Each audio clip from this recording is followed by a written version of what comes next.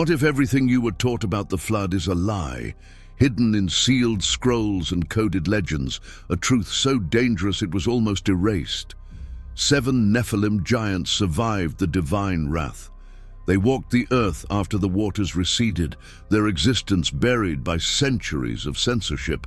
This isn't myth, it's suppressed history. You're about to uncover what empires tried to destroy. The evidence survived, and it changes everything. Right now, you stand at the edge of a revelation that reshapes reality. Listen, the story you know is a carefully edited version. The Great Flood was meant to cleanse ye, to wipe the slate clean of all corruption, all hybrid abominations born from angelic rebellion. But what if the cleansing failed? What if 7 of those monstrous beings escaped the drowning judgment? This is the forbidden opening. This is the truth they didn't want you to know. Picture ancient scribes, hands trembling as they copy lines that could get them killed. Imagine councils of bishops burning scrolls that name the survivors. You've been told Noah's family alone restarted humanity.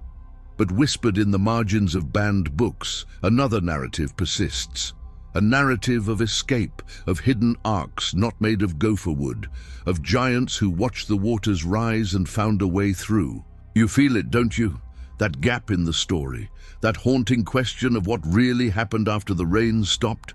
If something in you recognizes this truth and you want more revelations like this, leave a comment and stay with this story until the end. Your reaction tells me to keep opening these doors for you. Now, the real shock begins. How did they survive? The answer lies in a world before the flood, a cosmos vibrating with a different frequency. To understand the escape, you must first step into the pre-flood world. It wasn't just an ancient epoch, it was a different reality. The veil between heaven and earth was thin, almost porous. Angelic beings moved freely among humans, and the boundaries of creation were fluid. The sons of God looked upon the daughters of men and saw not just beauty, but opportunity. This was the hidden context, a time of cross-dimensional mingling that produced offspring of unimaginable power and appetite. The Nephilim, giants, heroes of old, men of renown, but these titles sanitized the horror. They were hybrid entities, abominations that destabilized the cosmic order. Their very existence was a tear in the fabric of creation. You stand in that world now, through the lens of sacred memory. Feel the tension in the air, the celestial disapproval thickening like storm clouds. See the giants towering over cities, their shadows long and hungry. This was the corruption that demanded annihilation. But within that corruption, a plan was forming, a plan for survival. The architects of that plan weren't just the fallen angels. Some of their offspring possessed a cunning that rivaled their progenitors. They saw the judgment coming, and they prepared. But what did that preparation look like? The clues are etched in the oldest texts, in passages most translators avoid. Stay with me. The rupture is coming. Before the flood, there was an invisible architecture, a divine blueprint for reality. Heaven had its hierarchies, thrones, dominions, powers. Earth was a garden turned battleground. The mating of angels and humans wasn't just a moral crime, it was a cosmological sabotage. It introduced chaotic hybrid DNA into the system, polluting the genetic and spiritual lineage of humanity. The stakes were eternal. This was about more than sin. It was about the integrity of creation itself. The Nephilim were living weapons, embodiments of a rebellion that sought to claim the earth permanently. Their size was the least of it. Their appetite for violence and esoteric knowledge threatened to unlock secrets meant for higher realms alone. They taught humanity forbidden arts, sorcery, astrology, the crafting of weapons. The world became a laboratory for angelic rebellion. You can almost hear the cosmic alarm bells ringing. The divine council convened. The sentence was passed: erase it all. But here's the terrifying truth some angels realized: total erasure might be impossible. Hybrid beings, part celestial, part terrestrial, might possess resilience beyond human understanding. Their essence might survive even a planetary baptism. The architecture had a flaw, a loophole, and the cleverest among them began to search for it. What if survival wasn't about avoiding the water, but about transcending it? What if the floodwaters themselves could be used as a conduit? The invisible war reached its peak, and then the skies opened. But the rupture had a secret outcome only a few would witness. The rupture was catastrophic and intimate. It began not with rain, but with desire. The sons of God took wives, and the daughters of men bore them children. These were not gentle unions. They were violations of order, producing beings of immense strength and insatiable hunger. The Nephilim filled the earth with violence. Their very breath was a toxin to the shalom of creation. This is where the story turns from warning to horror. Ancient texts describe them consuming all the produce of men, then turning on men themselves. They drank blood. They devoured flesh. They were not just giants, they were predators, and they multiplied. God's grief became wrath. The decree was final, 120 years until the deluge, but in that century of warning, a conspiracy was born among the Nephilim. The Book of Giants, found among the Dead Sea Scrolls, fragments of it, speaks of their dreams and deliberations. They saw visions of uprooted trees and drowning worlds. They knew, and the most cunning among them, 7, are named in hidden traditions, began to plot. Did they seek higher ground? Did they discover antediluvian technology lost to history? Did they make pacts with certain angelic factions? The rupture wasn't just the flood.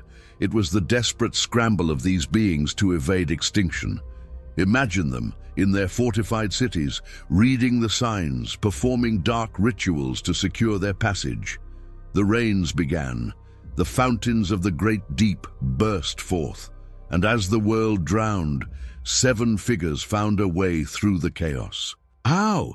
The evidence points to a truth more shocking than mere hiding. The aftermath was supposed to be silence.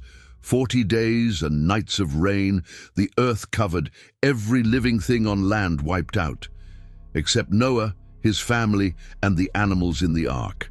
That's the official record, but the unofficial testimony screams otherwise. The waters recede. The ark rests on Ararat, a new beginning.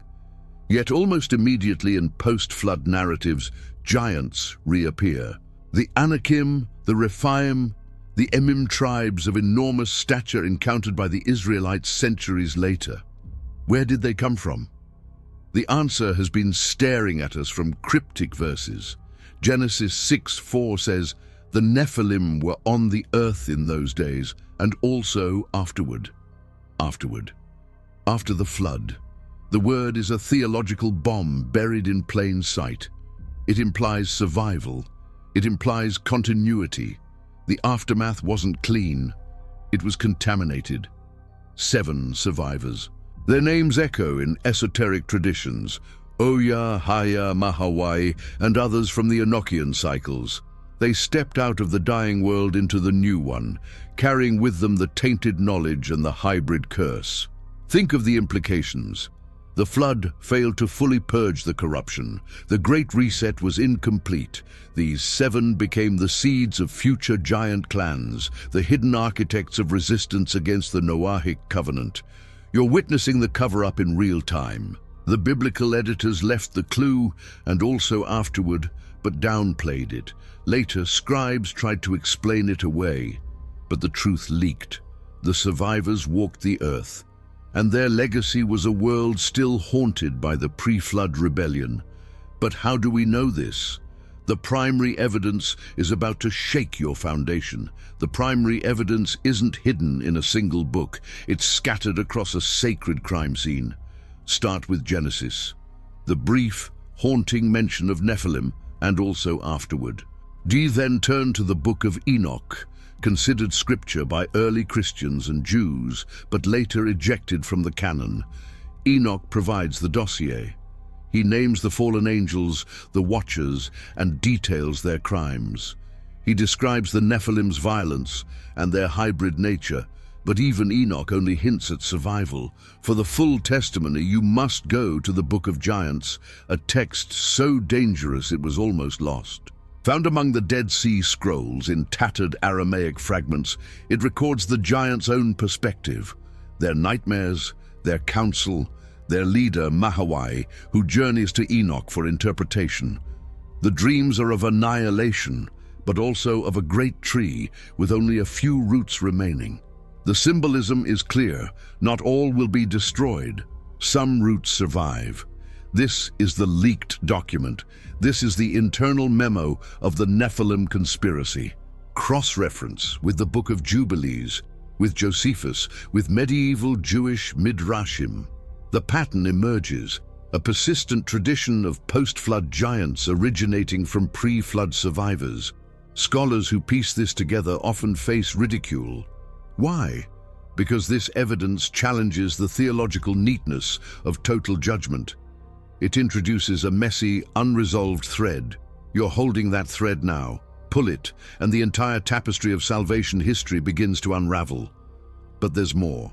There are names, specific identities of the seven, and their stories were preserved by communities who risked everything. The hidden testimony comes from the shadows of history. Beyond Enoch and giants, apocryphal texts like the Testament of the 12 Patriarchs, the Cave of Treasures, and even Gnostic codices whisper of the survivors. In these banned books, the seven are sometimes called the prisoners of the abyss, or the watchers of the waste. They are depicted as beings in a state between life and death, bound in remote places, yet their influence seeps out. The Ethiopian Christian tradition preserves detailed Enochian lore, speaking of giants who were chained under mountains or wandered the desert places after the flood. The Slavonic Enoch adds layers. Some giants were destroyed, but their spirits became demons, while others of mixed essence found a way to persist in physical form. This isn't just legend, it's a consistent counter-narrative maintained by marginalized communities. Why? Because they believed this knowledge was essential for understanding the ongoing spiritual war. The seven survivors became archetypes of resilient evil, symbols of corruption that even divine floodwaters couldn't fully wash away. Their names, where preserved, are Keys, Ohia, Hahia, Mahawai, and others like Arakiel and Ramiel are sometimes counted among them. They are the bridge between the antediluvian catastrophe and the giants who later vexed Abraham, Moses, and Joshua. Their survival explains the sudden reemergence of giant clans in Canaan. It explains the fear in the spies' report. We seemed like grasshoppers. This testimony was suppressed because it made God's judgment seem partial, imperfect. But the keepers of this truth believed that acknowledging this flaw was necessary for true spiritual warfare, and they passed it down at great cost. Who were these brave souls? The keepers were the underground stream of truth-tellers, the Essenes at Qumran who hid the Dead Sea Scrolls in jars, preserving the Book of Giants. The Coptic monks in Egypt who safeguarded Gnostic texts like the Apocryphon of John that spoke of persistent archontic powers. Medieval Jewish Kabbalists who encoded giant lore in the Zohar. Armenian and Syriac Christian scribes who copied the Cave of Treasures. These were communities operating on the fringes, often declared heretical, because they refused to let the official story erase the uncomfortable evidence. They understood that the survival of the seven Nephilim was not a theological problem to be solved, but a spiritual reality to be confronted. They kept the embers alive through centuries of censorship. Imagine a monk in a cold scriptorium illuminating a manuscript with a depiction of a giant bound in chains, knowing that if authorities found it, his life was forfeit. He did it because he believed you centuries later would need to know. You are the inheritor of that risk.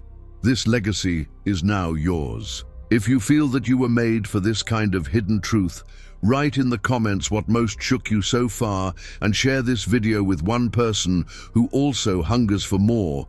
Your voice helps this buried story reach the ones who need it.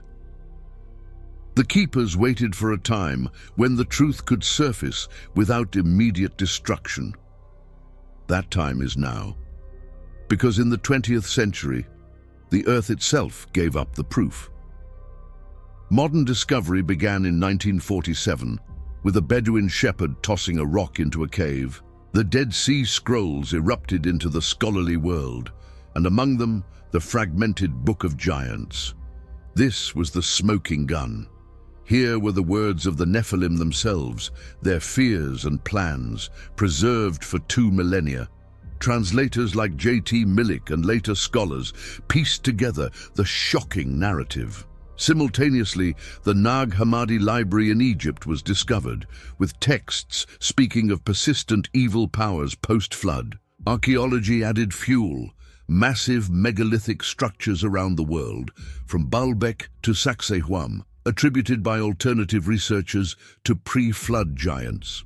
Mainstream academia dismisses the connections, but the pattern is undeniable. Scientific studies on gigantism and ancient DNA, while controversial, hint at anomalous genetic lineages. The discoveries confirm what the keepers always knew. The flood was not the clean end. The 7 survivors left a trace. Scholars who dare to connect these dots face career suicide. Institutions built on tidy theological narratives resist the implications. But the evidence is physical, it's textual, it's multidisciplinary. What scholars found rewrites the history of evil on earth. It shows that the battle between the divine and the rebellious didn't end with the flood. It evolved. The survivors adapted. They went underground, literally and figuratively. Their offspring became the kings and tyrants of the ancient world, the nemesis of Israel. This isn't speculation, it's the conclusion forced by the data. And it leads to a deeper, more terrifying truth about why this matters for your soul today. The deeper truth is theological dynamite. The survival of the 7 Nephilim means that evil has a resilience, a capacity to endure divine judgment that challenges simplistic views of good and evil. It introduces a concept of hybrid persistence. These beings, part angelic, part human, existed in a loophole of ontology. Their survival implies that the flood was as much a quarantine as a punishment.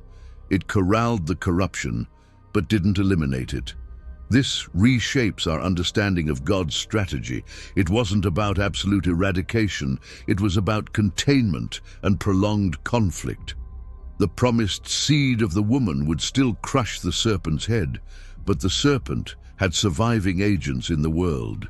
The 7 became reservoirs of the pre-flood knowledge, the source of pagan mysteries, idolatrous cults, and oppressive empires. They are the hidden explanation for the perennial presence of monstrous evil in history, from Goliath to Nimrod to the Caesars. This truth is uncomfortable because it makes the cosmos messier. It means salvation history is a grueling, protracted war with setbacks and hidden enemies. But it also makes the victory of Christ more profound. He confronted not just human sin, but the entire hybrid hierarchy, the principalities and powers rooted in that ancient rebellion. His resurrection is the final answer to the survival of the Nephilim, promise of ultimate, not partial, purification. This is the mystery. The flood was a preview, not the finale, and you are living in the long aftermath. But what does this mean for you, personally? Why should your heart race at this revelation? Your calling emerges from this hidden history. You weren't born by accident into a world where this truth is resurfacing. You are here because you have a role to play in the ongoing story.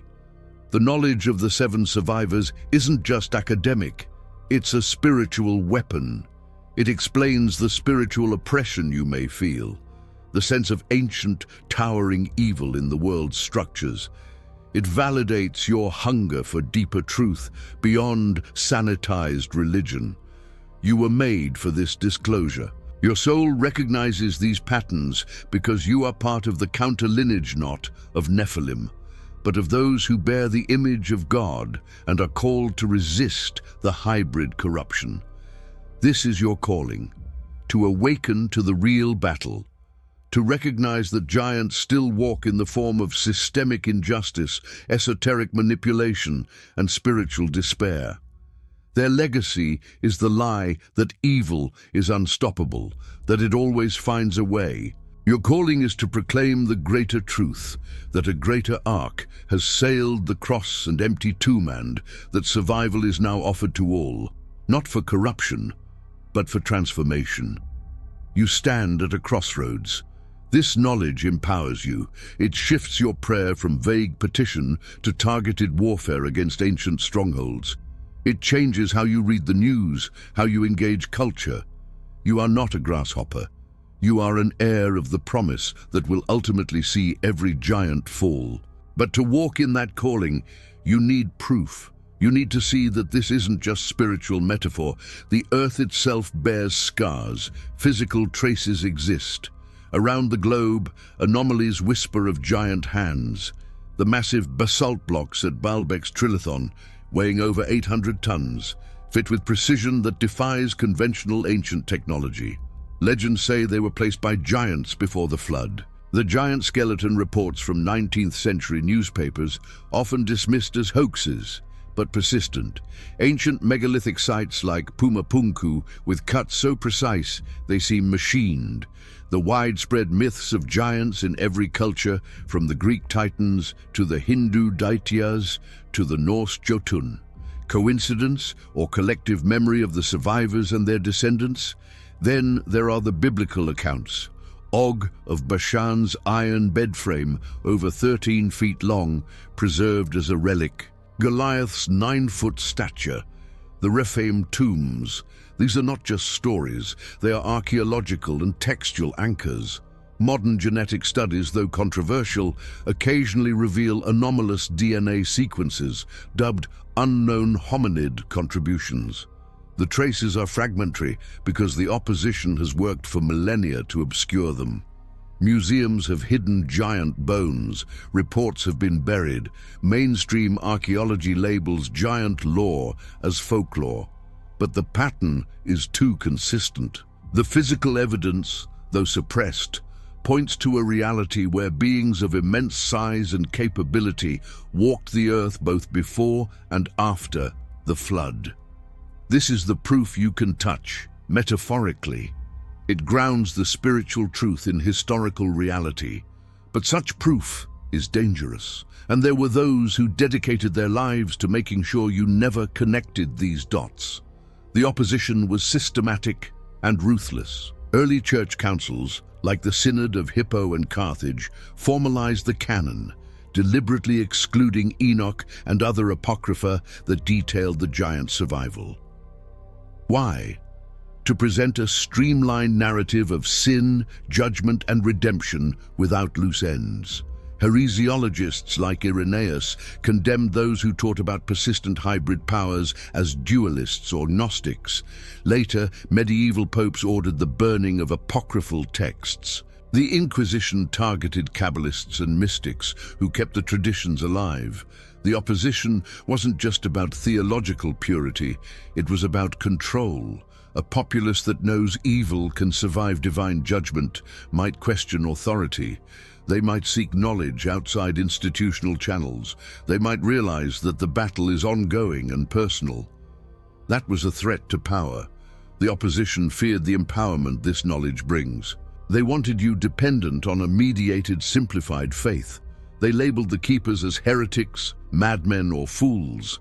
Universities and seminaries today often continue this tradition, marginalizing scholars who take the giant texts seriously.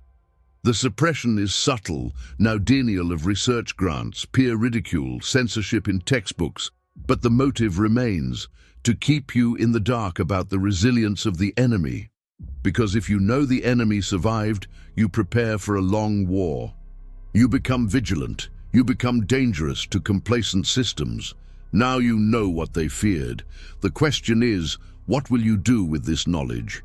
Will you let it be buried again, or will you let it change you? Your decision is urgent. This isn't passive knowledge. Knowing about the 7 Nephilim survivors imposes a responsibility. Will you accept this truth into your worldview? Will you let it reshape your spirituality, making it more robust, more historical, more combat-ready? Or will you shrink back, preferring the safer, edited version?